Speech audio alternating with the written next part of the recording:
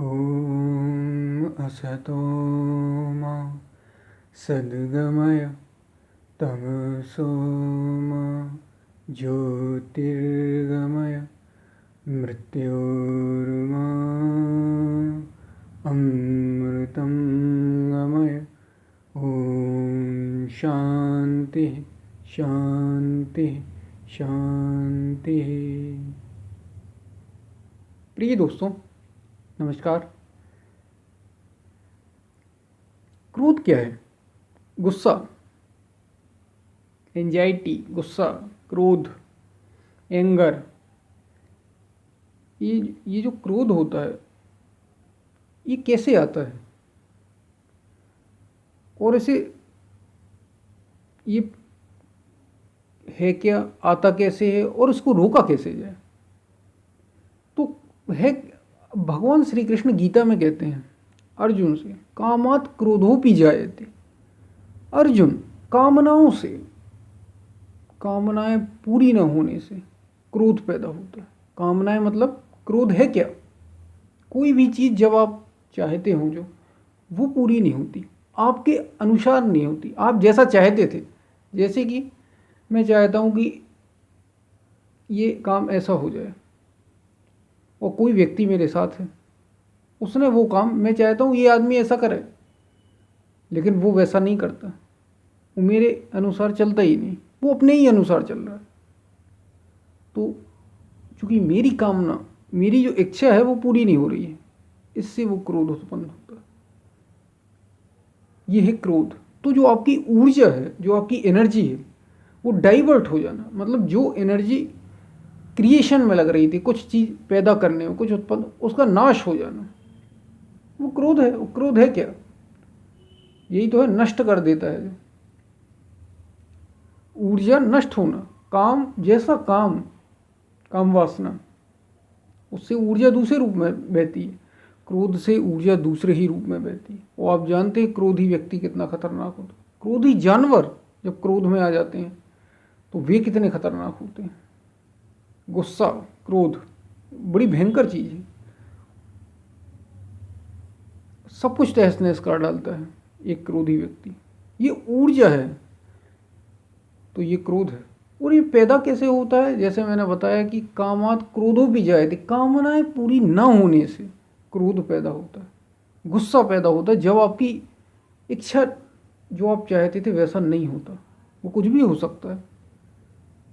भगवान श्री कृष्ण गीता के दूसरे अध्याय में कहते, काम और क्रोध ये दुर्जय शत्रु हैं, इनको तो निश्चय रूप से अर्जुन जीत, क्योंकि ये मनुष्य की बुद्धि को, काम, जब आपकी कामनाएं पूरी नहीं होती तो क्रोध पैदा होता है। और क्रोध जब पैदा होता है तो आपकी बुद्धि को नष्ट कर देता है, विवेकजन्य बुद्धि को आपकी नष्ट कर देता है। क्रोधात् भवति सम्मोहात्, सम्मोहात् स्मृति विभ्रम, स्मृति विभ्रो बुद्धिनाशो, बुद्धिनाशात् प्रणश्यसि। क्रोध से विवेकजन्य जो बुद्धि होती है वो नष्ट हो जाती है। क्रोधात् भवति सम्मोहात्, सम्मोहित हो जाती है। और सम्मोहात् भवति स्मृति विभ्रम। यहाँ स्मृति का मतलब क्या? कौन सी स्मृति? जो आपकी विवेकजन्य है, जो आपकी योग से उत्पन्न हुई है, ऐसी बुद्धि। ये हर किसी के लिए बात नहीं है। सामान्य मनुष्य के पास तो वो स्मृति ही नहीं होती, आत्मस्मृति। लेकिन विवेक तो सामान्य मनुष्य के पास वो भी नहीं होता। अब जो साधना ही नहीं करेगा जीवन में, वो कैसे? जो अपने संयम की बात है, ये वो भगवान श्री कृष्ण अर्जुन को बता रहे हैं कि स्मृति विभ्रम, और स्मृति विभ्रम बुद्धिनाशु, बुद्धि नष्ट हो जाती है। स्मृति का जैसे ही भ्रम पैदा हुआ, क्रोध से क्या होता है, सब कुछ भूल जाते हैं। आपने भी जीवन में देखा होगा। चलिए, ये तो योगजन्य हो गए। सामान्यतः भी आप देखते हैं, आप स्मृति खो देते हैं अपनी, ये तो योगजन्य बात है। सामान्य जीवन में भी जब क्रोध आपको आता है तो आप ये भूल जाते हैं, कौन मेरी माँ है, कौन मेरा पिता है, कौन मेरा भाई है, सब भूल जाते हैं। और बस जो भी सामने पड़ता है उसको आप कुछ भी बोलते हैं, कुछ भी मारते हैं, कुछ भी आप करते हैं। पति पत्नी को ऐसा कर देती, भाई भाई को ऐसा करता है, सब भूल जाता है। कौन मेरे अपने हैं, कौन दूसरे हैं, कौन मेरे सम्माननीय है, क्योंकि स्मृति भ्रम पैदा हो जाता है। स्मृति क्रोधात भवति सम्मोहात, सम्मोहात भवति स्मृति विभ्रम। वो स्मृति विभ्रम बुद्धिनाशो, बुद्धि का नाश हो जाता है। और बुद्धिनाशात प्रणश्यसि, जो बुद्धि जिसकी नष्ट हुई कि क्या करना है, क्या उचित है क्या अनुचित, इसका भान ही खो जाता है, तो अपनी साधन च्युत से वो गिर जाता है। ये तो भगवान श्री कृष्ण ने योग पथ में का, सामान्य जीवन में भी आप देखते हैं जब बुद्धि नष्ट होती है, आपकी विवेक आप खो देते हैं कि क्या सही है क्या गलत है, क्रोध में ही ऐसा होता है, तो आप अपने स्तर से नीचे गिर जाते हैं। आप वैसे ही हो जाते हैं जैसे एक जानवर। क्रोधी व्यक्ति कैसा होता है? एक पागल जानवर जैसा, क्योंकि क्रोध में वो ये नहीं देखता कि कौन क्या है, अच्छे बुरे का, सुख दुख का, सारी चीजें भूल जाती है, बस वो क्रोधी ही होता है उस समय। तो क्रोध पैदा होता है कामनाएं पूरी न होने से, इच्छाएं पूरी न होने से, आपकी व्यर्थ की, कि ये हमारे साथ ऐसा करता, हमारे साथ ऐसा होना चाहिए। ये जब आपकी कामनाएं वासनाएं पूरी नहीं हो पाती तो फिर क्रोध पैदा होता है। अब इसको रोका कैसे जाए? तो बात वही है, इसी में इसकी कुंजी भी छिपी है। आपको अपने से कोई क्या कर रहा है, कोई आपके साथ व्यर्थ क्या करने वाला है, ये सब चीज़ें छोड़ देना है, क्रोध पैदा नहीं होगा।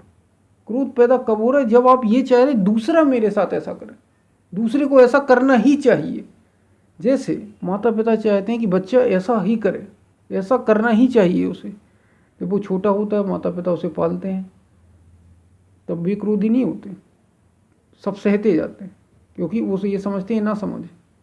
अब वो बड़ा हो गया तो फिर भी चाहते हैं मेरे अकॉर्डिंग चले, क्योंकि मैंने इसको ये किया, मेरे अनुसार चले। मतलब हर बड़ा ये चाहता है छोटा मेरे अनुसार चले, और छोटा ये चाहता है कि वो जैसा जीना चाहता है वैसा चले, उसे बड़े की सुनना ही ना पड़े।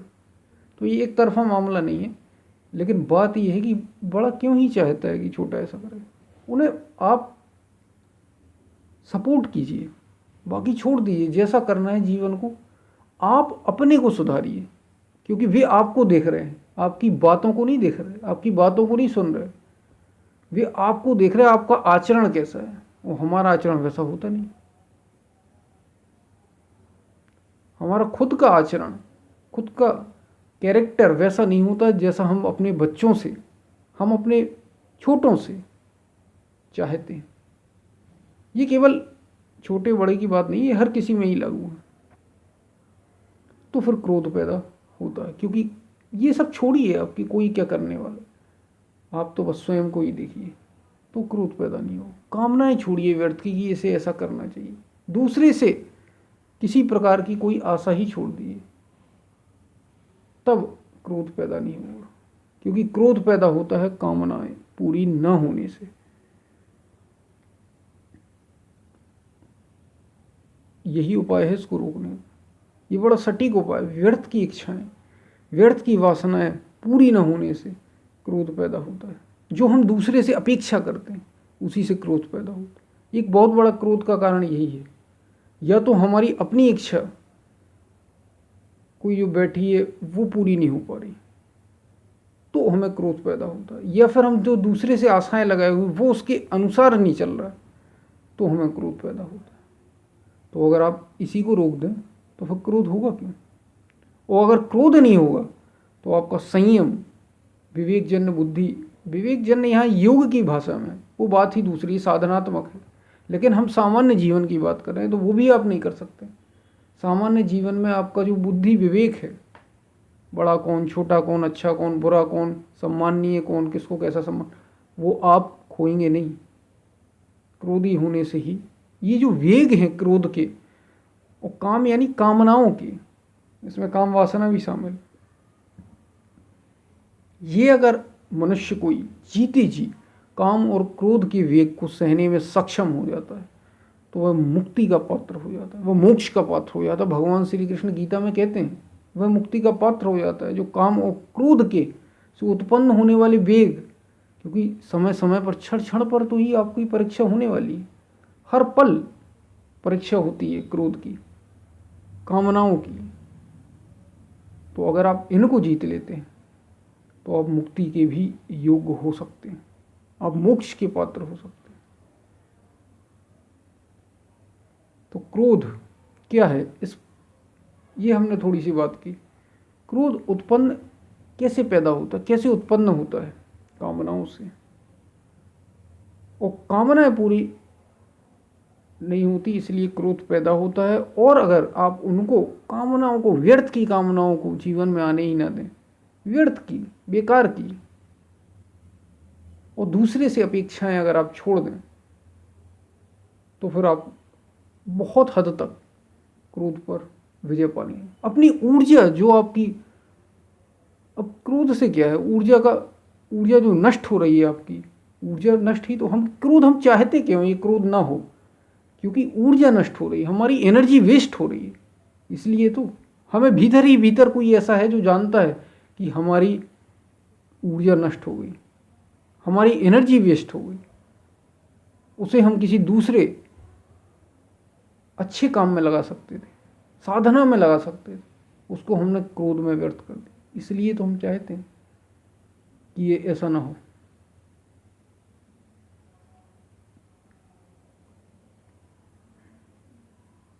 तो ये क्रोध, इसलिए जीतें, क्रोध को जीतें। क्रोध को जीतना जीवन में, जीवन के सकारात्मक पहलू के लिए बहुत आवश्यक है। शांति, गहरी शांति के लिए क्रोध बहुत ज़रूरी, क्रोध रोकना बहुत ज़रूरी है, क्योंकि क्रोध को रोकने से ही वही ऊर्जा शांति में परिणत होती है। लेकिन रोकने का उपाय क्या? साधना। उसके लिए साधना की बहुत सी विधियाँ, सारी चीज़ें दी हुई हैं। आप मेरे इस चैनल पर भी आप देख सकते हैं, कई सारी विधियाँ हैं, उनका प्रयोग करें। ऐसे नहीं रोकता कि आप उसको रोकें, दबाने की बात नहीं है। आप समझें, कामनाएं जो पैदा हो रही हैं व्यर्थ की, उनको दिशा दें, सही दिशा दें, तभी आप वो बदल सकते हैं। ऐसे रोकने से तो दबता और भयंकर रूप में बाहर आता है। किसी चीज़ को दबाना कभी भी उपाय नहीं, कोई सॉल्यूशन नहीं होता किसी भी चीज़ को दबाना। आपको उसको बदलना है, आपको उसका सेंटर ही बदल देना है, कोई उच्च कार्य में लगना है, अपने को सर्वोच्चता में ले जाना है, अपने को निखारना है, तो जीवन रूपांतरित होगा। अपने जीवन को रूपांतरित करना है, तब ऊर्जा रूपांतरित हो। तो हम फिर मिलते हैं, तब तक के लिए धन्यवाद।